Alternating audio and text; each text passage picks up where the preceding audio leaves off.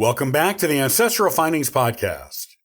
There are 3 different types of DNA testing that are used in genealogical research. Each one tells you something different. Here's what each will tell you.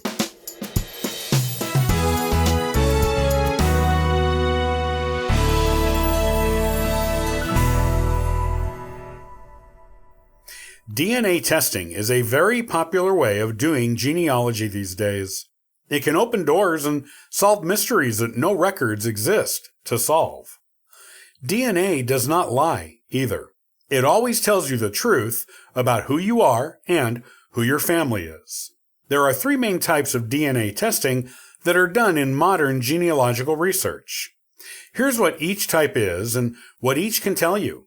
You can use this information to decide which type of DNA testing is best for your own particular research purposes and goals. This way, you will always be sure to get the information you need to crack those genealogical mysteries. Why DNA? This is paternal line DNA. It is only passed down from father to son, so females cannot take this test. They do not have Y DNA. If you have questions about your paternal ancestry, such as whether someone was actually someone's father, or the result of a non-paternity event, you will get good results using Y DNA. Y DNA will also help you crack through brick walls if you are studying a particular surname. If you get to a point where you have no more records to search, you can do a Y DNA test and see how closely you match up with other people of the same surname in the database of the testing company you use. Get in touch with your close matches, and together you may be able to piece together your missing ancestry. mtDNA. This is maternal line DNA. It is passed from mothers to daughters and sons. However, sons cannot pass it on to their children. Daughters, however, pass it on to their own daughters and sons. This type of DNA is traditionally used to solve ancestry mysteries that go far back in time. If you can find a female line descendant or relative of someone in the modern day, you can usually determine the identity of even an ancient skeleton, whether it is male or female. For example, mtDNA testing was used to determine the identity of the bones of King Richard III of England in 2012.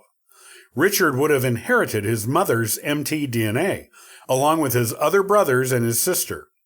By following his sister's lines down through their daughters and their other direct line female descendants to the modern day, scientists were able to get DNA samples of these living relatives to compare to Richard's skeleton. This type of DNA remains relatively unchanged throughout the centuries, so the modern female relatives and their sons would have the same mtDNA as Richard's mother and Richard.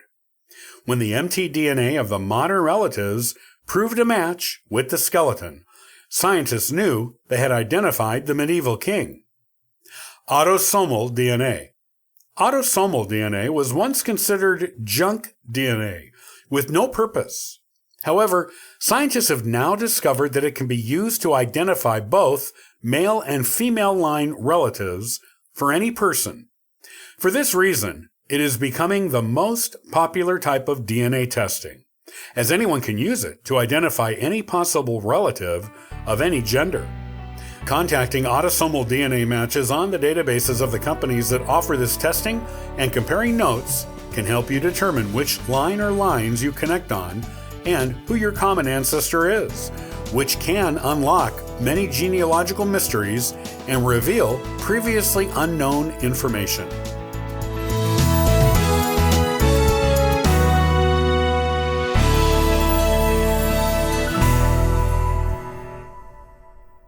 Many thanks for listening and following the Ancestral Findings podcast.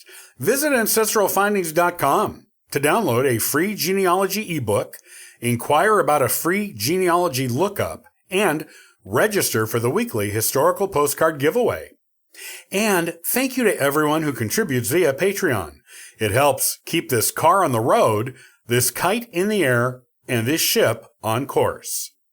I hope you have a wonderful day and happy searching.